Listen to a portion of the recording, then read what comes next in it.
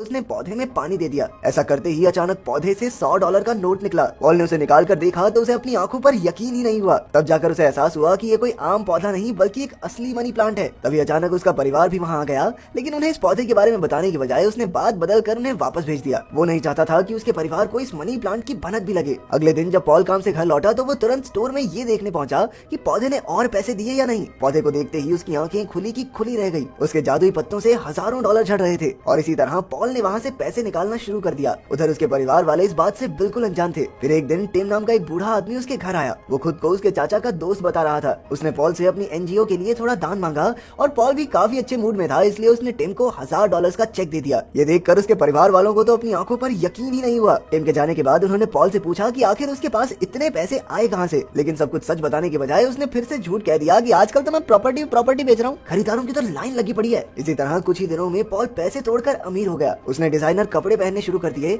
और आखिरकार गीता और बिरजू को भी उनकी पॉकेट मनी मिल ही गई। इससे पूरे घर का माहौल भी धीरे धीरे बेहतर हो रहा था। इसके बाद हमने देखा कि पॉल अब बिल्कुल बदल चुका है। उसे पैसों की कोई परवाह नहीं थी और अब तो वो बस पैसे उड़ाने के बहाने ढूंढता रहता था। एक दिन उसने सबसे महंगी घास काटने की मशीन खरीदी। हालांकि उसके घर में इतना बड़ा बगीचा तो था भी नहीं। फिर एक सुबह उसके साथ काम करने वाले दोस्त जैक ने उसकी पुरानी गाड़ी का मजाक उड़ाया तो पॉल ने गुस्से में आकर तुरंत एक स्पोर्ट्स कार खरीद ली। लेकिन गड़बड़ ये हो गई कि उसने गाड़ी का सारा पैसा कैश दिया, जिसे देखकर कार डीलर को उस पर शक हो गया। उसे लगा कि पॉल जरूर कुछ गैर कानूनी काम करता होगा, इसलिए उसने तुरंत पुलिस को खबर कर दी। जल्द ही डिटेक्टिव मिलर वहां आ पहुंची और कार डीलर से सारी जानकारी लेने के बाद उसने हिसाब लगाया कि पॉल जरूर कुछ गैर कानूनी धंधे से जुड़ा है। अब उसका मकसद बस पॉल को रंगे हाथों पकड़ना था। उधर पॉल ने काम पर जाकर जैक को अपनी नई गाड़ी दिखाते हुए धौंस जमाई तो पॉल ने पूछा कि उसके पास इतने पैसे कहां से आए। पॉल ने जवाब दिया कि उसके चाचा उसके लिए काफी पैसा छोड़कर गए थे। इसके बाद उसने घर जाकर अपने परिवार को वो नई गाड़ी दिखाई। उसके बच्चे तो खुशी के मारे नाचने लगे, लेकिन उसकी पत्नी ग्रेस को उस पर शक होने लगा कि आखिर इसके पास इतने पैसे आ कहां से रहे हैं। उसने फिर से पॉल से पैसों के बारे में पूछा, लेकिन पॉल ने फिर बात टाल दी। अगले कुछ दिनों तक ग्रेस उससे ये सवाल बार बार पूछती रही, लेकिन पॉल हमेशा कोई ना कोई बहाना बना देता। इसी वजह से उन दोनों के बीच थोड़ी अनबन शुरू हो गई। एक दिन टिम एक बार फिर से उससे दान के लिए पैसे मांगने आया, लेकिन पॉल का मूड काफी खराब था, इसलिए उसने गुस्से में टिम को वापस भेज दिया। फिर पॉल के ऑफिस जाने के बाद डिटेक्टिव मिलर उसके घर आई और ग्रेस से पूछताछ करने लगी। उसने ग्रेस से पॉल के काले कारनामों के बारे में पूछा, लेकिन अपने पति से झगड़ा होने के बावजूद भी ग्रेस ने मिलर के सामने पॉल का साथ ही दिया। उसने कहा कि पॉल एक ईमानदार और मेहनती आदमी है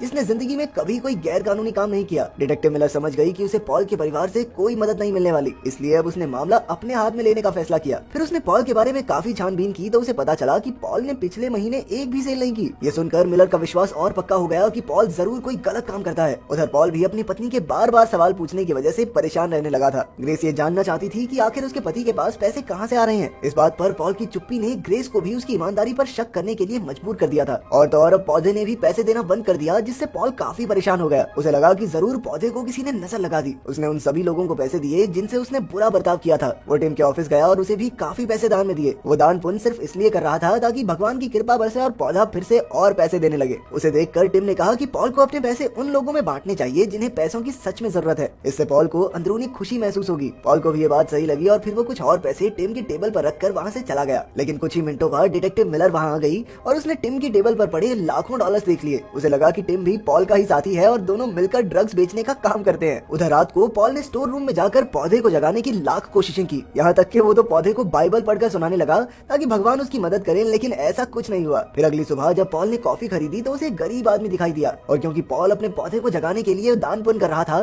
तो उसने उस गरीब आदमी को $100 दे दिए। लेकिन उसके जाने के बाद डिटेक्टिव मिलर वहाँ आ गई और गरीब आदमी के हाथ में पैसे देखकर उसे लगा कि ये भी जरूर पॉल के साथ मिला होगा। उसने तुरंत उस बेचारे गरीब आदमी को गिरफ्तार कर लिया। उधर पॉल ने आज अपने बेटे से वादा किया था कि वो साथ मिलकर फुटबॉल मैच देखेंगे, लेकिन वो अब तक घर लौटा ही नहीं। ग्रेस ने उसे काफी बार फोन किया, लेकिन पॉल ने फोन उठाया ही नहीं। आखिरकार ग्रेस अपनी बेटी कैरी के साथ पॉल की फैक्ट्री में उसे ढूंढने गई, लेकिन वो जगह तो एकदम खाली थी। जैसे ही कैरी एक अंधेरे कमरे में घुसी तो अचानक वो एक गड्ढे में गिर गई जो कपड़े से ढका हुआ था। असल में पॉल ने ही इस गड्ढे को ठीक कराने के बजाय उसे कपड़े से ढक दिया था और आज उसकी बेटी को ही इस चालाकी का खामियाजा भुगतना पड़ा। फिर उसे हॉस्पिटल ले जाया गया क्योंकि उसके हाथ की हड्डी टूट गई थी। जैक को पॉल की इस लापरवाही पर बहुत गुस्सा आया क्योंकि उसने कई बार पॉल से उसे ठीक करवाने को कहा था। बाद में पॉल को भी अपनी गलती का एहसास हुआ और वो ग्रेस के सामने रोने लगा। उसने पूरी जिंदगी ऐसे ही चालाकी करके काम चोरी की थी और शायद इसी वजह से उसके परिवार को तंगी में जीना पड़ा। आखिरकार ग्रेस ने उसे माफ कर दिया और एक नई शुरुआत करने को कहा। फिर वो लोग कैरी को घर ले आए और सबने सुख की सांस ली। अब पॉल को एहसास हो चुका था कि अपने परिवार से बढ़कर उसके लिए कुछ भी नहीं है। उसने अपने पत्नी और बच्चों से वादा किया कि अब वो दिल लगाकर काम करेगा और वो कभी तंगी में नहीं जिएंगे। लेकिन अगले ही दिन डिटेक्टिव मिलर ने आकर उसे गिरफ्तार कर लिया। जब वो जेल में गया तो वहाँ उस गरीब आदमी को देखकर वो हैरान रह गया और तो और टिम भी वहीं मौजूद था। आखिरकार उसने सच्चाई का खुलासा किया। वो पहले से ही मनी प्लांट के बारे में सब कुछ जानता था। असल में उसे ही ये पौधा सबसे पहले मिला था,